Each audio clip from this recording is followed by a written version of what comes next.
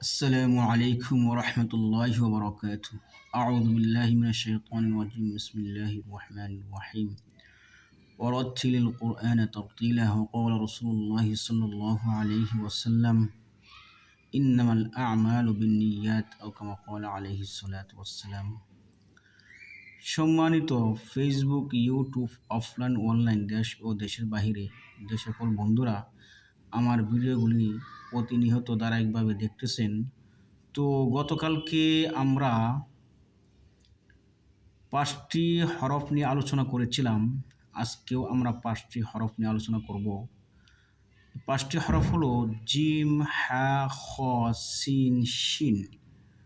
Gym, হা, খ, scene, শিন।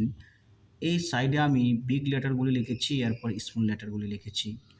যারা ওই বিগ লেটার এবং স্মল লেটারগুলির মধ্যে পার্থক্য করতে পারছেন, অবশ্যই তো তাদের জন্যই আমার এই ভিডিওটা অত্যন্ত সহজ হবে।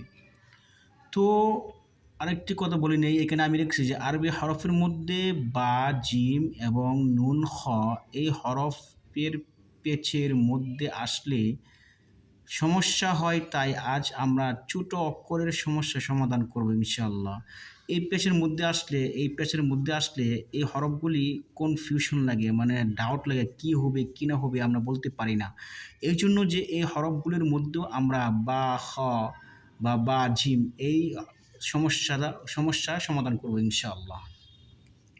তো কথা না বাড়িয়ে আমরা চলে যাই। এটা হচ্ছে স্মল লেটার জিম, নিচে ডট জিম আসছে, এটাও জিম। এটা উপরে ডট হলে খ।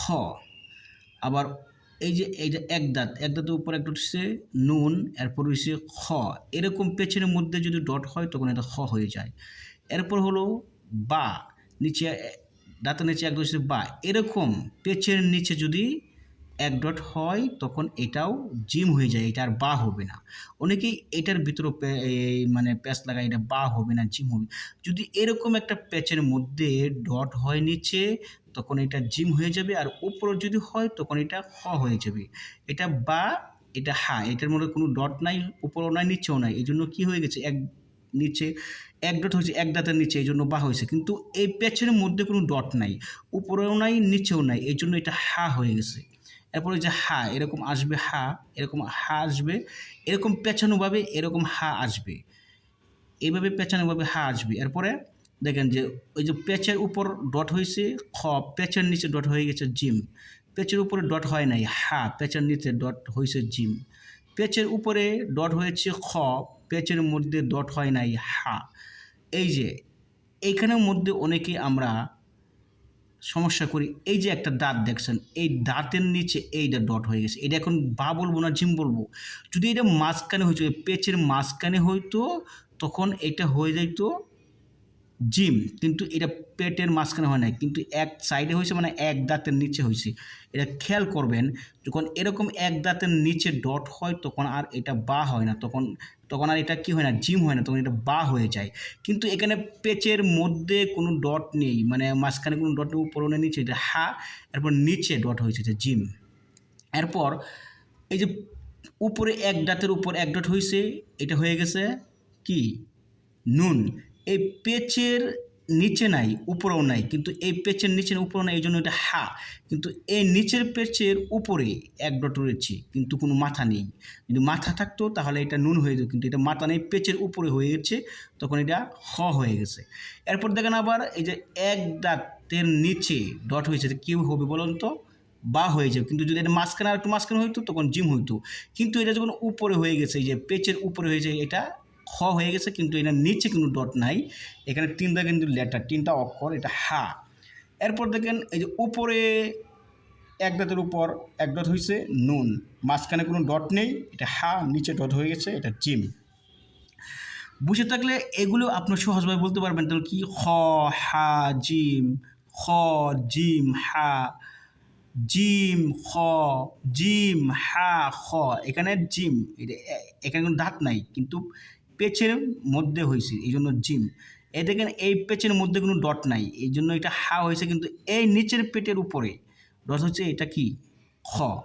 এরপর দেখেন এটা ওই যে এক দাঁতের নিচে, এটা কিন্তু এই পেচের মাঝখানেও হয় না, উপরে হয় না, নিচে হয় না, এই জন্য এটা কি, বা, হা, হা বা হা হা খ, এখানে হা দুইটা, ঠিক আছে। প্রথমে হচ্ছে বা, এরপরে হা, এরপরে হা, এরপরে হচ্ছে খ, এরপরে এটা কি নুন, হা, খ, জিম, বুঝতে পারতেছেন? নুন, হা, খ, জিম।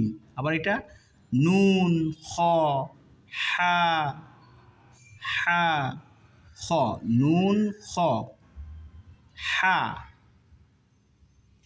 খ, নুন, খ, হা, খ, নুন, হা, খ, জিম। নুন, এটা এই পেজের মধ্যে কি নাই, ডট নাই, এই পেজের মধ্যে ডট আছে, এটা এরকম খ, হা, নুন, বুঝতে পারছেন? এরপর দেখেন এই যে একটা দাঁত, এই দাঁতের নিচে এক ডট হয়েছে কি, বা।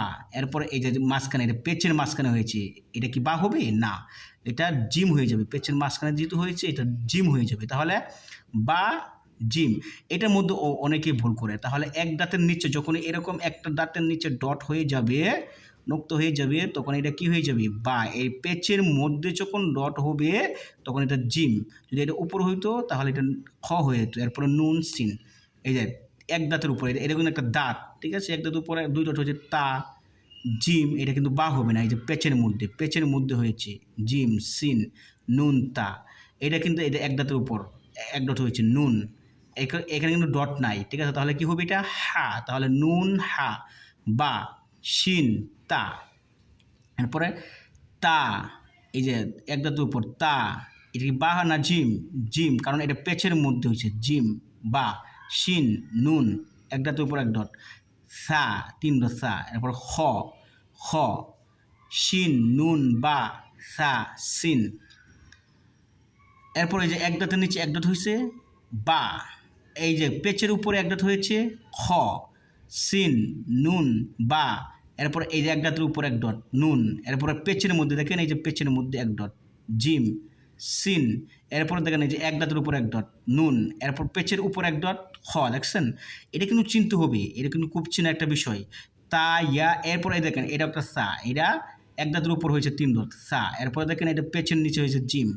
তে আমি যে হরফগুলি লিখেছি এবং পেজের মধ্যে এরকমভাবে হয়, কোরআন শরীফের মধ্যে যে কোনো পৃষ্ঠার মধ্যে এরকমভাবে অনেক ডট আসবে, নুক্তা আসবে, এই নুক্তাগুলি অবশ্যই আমাদের চিনতে হবে। তো আপনারা যদি আমার এই ভিডিওটা দেখেন এবং নুক্তাগুলি চিনে থাকেন, অবশ্যই একটা স্ক্রিনশট নিয়ে আপনারা এটা পড়ার জন্য চেষ্টা করুন। যদি আপনারা যদি এটা যদি বুঝতে পারেন, তাহলে কোরআন শরীফের মধ্যে যে কোনো নুক্তা আসুক না কেন, বার মধ্যে আর নুনের মধ্যে, জিমের মধ্যে, খর মধ্যে আর ভুল হওয়ার কোনো সম্ভাবনা নাই। ইনশাআল্লাহ আপনারা পারবেন, আমি জানি। যারা আমার ভিডিওটা দেখতেছেন অবশ্যই অন্য ভাইকেও শেয়ার করবেন, যেন তারাও এখান থেকে উপায় বা এখান থেকে উপকার হতে পারে। তো সম্মানিত ভিউয়ার্স, তো আপনারা যারা বুঝতে পারবেন না তারা অবশ্যই আমাকে জানাবেন, কমেন্ট করে হোক, ফোন করে হোক, যেভাবে হোক আমাকে জানাবেন। আমি চাই আপনারা শিখুন। আমি আপনাদের জন্য কাজ করতেছি, সময় ব্যয় করতেছি কিসের জন্য? আমার এখান থেকে অর্থ উপার্জন করার জন্য নয়, আমি আপনাদের খেদমত করার জন্য। কারণ অনেক ভাইয়ারা আমাকে বলে যে ভাই, কোরআন শরীফ পড়ার জন্য অনেক ইচ্ছা, কিভাবে পড়ি? এই ইচ্ছাকে ইচ্ছান্বিত করার জন্য, ইচ্ছাকে আল্লাহর দিকে নেওয়ার জন্য আমি এই উদ্যোগ নিয়েছি। আপনারা অবশ্যই আমার সাথে থাকবেন ইনশাআল্লাহ। ওয়া মা তৌফিক ইল্লা বিল্লাহ।